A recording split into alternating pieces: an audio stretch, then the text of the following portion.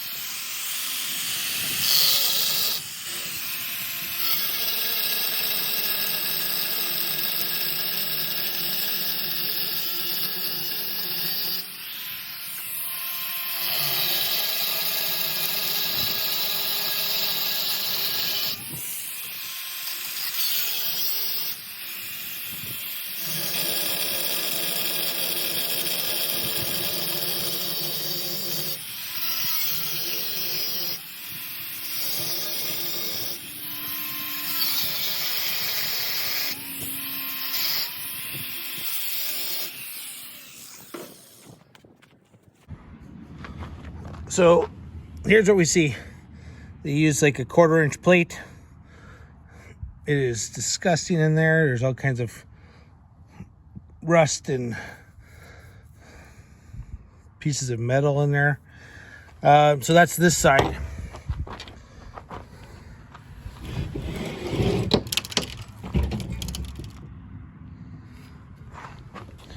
The opposite side, I only broke through in a couple spots.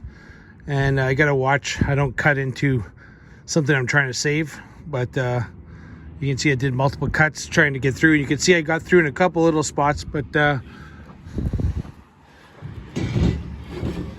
first step is finding out what's on the outside.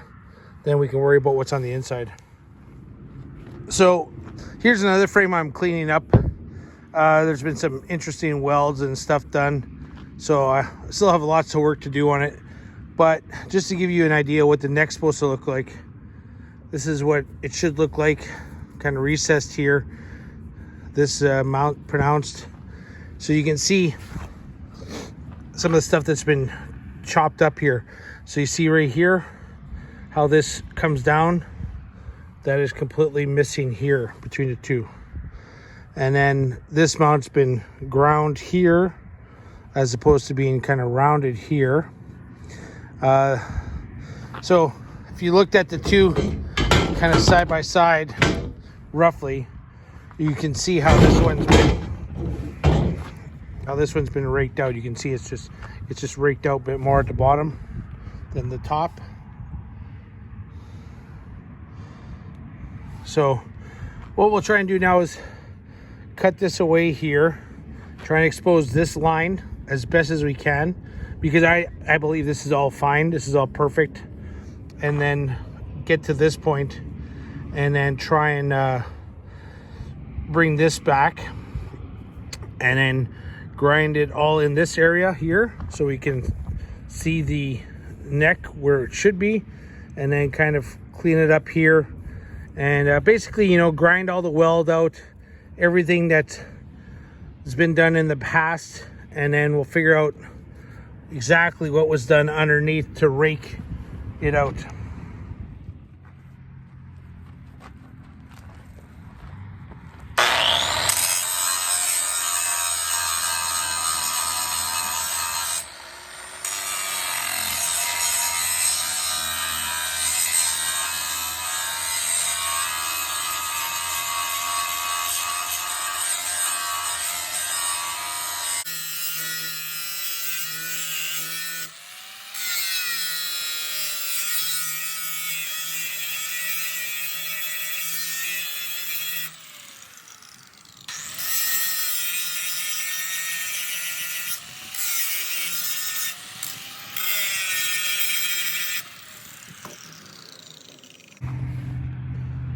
So as I'm grinding away, I know where the weld was on this point here. So once I start grinding on the inside, kind of going up, I take some vice grips here and I just start pulling on it, and you can see where the line formed.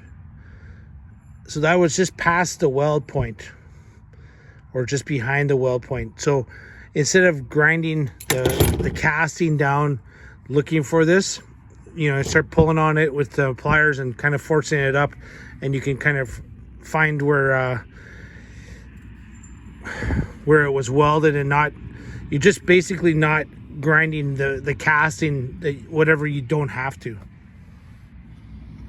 So we managed to take some of that plate off, and you can see very little of the actual casting that we actually hit. So when they welded it, they didn't get a lot of penetration into the casting. We'll see what the rest looks like. So once you get to the point where you can see, you know, what's kind of underneath, then you can kind of start cutting it a little bit closer to your castings. So I touched the casting a little bit too much here, but that's nothing. So we got to a point where we can now see where it was cut, right along this edge here. So you look at the casting all back here, it looks all fine. So they cut it right here. You can see the casting's good till about here, and then there's some weld. So this is where the cut mark was. So then we'll have to clean all this up, get it all back down to the original metal, and then at one point we're going to cut it all in here and bring this neck back. This side they did a bit more funky welding, but we can still see where the original casting is here and here, all in this section. This, well, it's kind of strange how it doesn't look like plate. It looks like someone just really just went to town with weld. So this side will be a little bit more labor intensive, trying to get the all this mess back down to the original casting, the recess part. But it's a good start. I'm happy. So I've got the neck, all the plating is gone, and what I've concluded is, after, you know, doing all this work, and you can see right here, this is where there was weld. You can see the hallmark still here, which is great. There's another hallmark here on this one. This is a stock neck. This one's never been cut. This one has been cut. So one of the things I want to show you is there's been some, I believe the entire neck was removed on this one, because look at the bearing cup here in relation to this point. That half of it is original, and then to this one. So when you stand here and you look, this one's, you know, 3/4 of an inch lower. And then where this line comes down, and this line would come down, this one is so much lower here. So this neck, not only was it raked out, like the bottom cut here and pushed out this way, it was the entire neck was lowered. Look at this line here, and then look where this one ends up. So this line should have been way back down here. Look at just a small amount of space here and all the space here. So, you know, the original plan was just to cut this in a triangle, you know, and then rake it back to stock. But, you know, because I have this other frame next to it, I can really determine what's gone on. So what I'm going to have to do is actually remove the entire neck, cut the neck right off, and then we'll have to reposition it and then try and fill it in as best we can. This is not as easy as simply de-raking it. Now we have to de-rake it and reposition the neck. So lots going on. Here's another frame that I've been working on. There was a lot of putty going on. There was all kinds of interesting welds, and I was kind of thinking about using this frame for my adventure bike only because it has some issues already on the back leg that need to be fixed, and it's not a perfect frame. Both of them need the battery box mount put in. This one was just cut off here. This one is actually completely removed. There's some extra holes put in here, so those all have to be filled. So again, trying to figure out what frame to use, and this one was my first choice because of the neck being cut and all that. And we'll probably still go with that because this one, once straightened and some repairs done to it, it could be used in the restoration.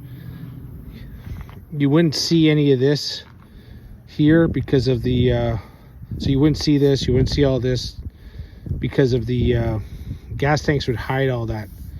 So because it should be just a nice transition here, like a, well, you can see it here. It should be just straight, and you can see there's been a little welding here and lots of welding there, and then here you can see it's been welded onto the pipe, this one. So you can see there's been, so between the two, I mean, neither of them are perfect. I mean, neither of them are really perfect for a restoration. You know, just a 45 down the road is another story. So that's kind of where we're going to leave it off. I'm going to show you the other side right away. So here's the other side. There was a lot of welding here. I ground it all down. I've got this pretty nice. You know, it's still not, you know, perfect neck, but it's pretty close.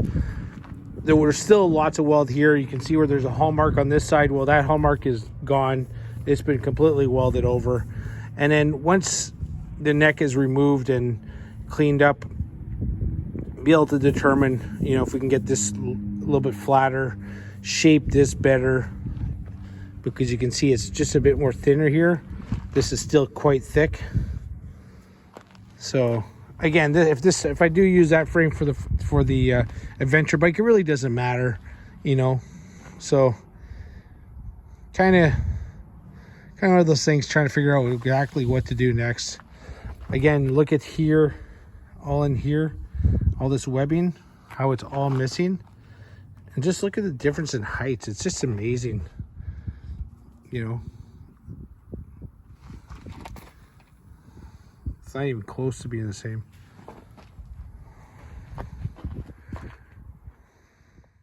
So this is where we're going to end this video. I'm on the fence on which frame I'm going to use.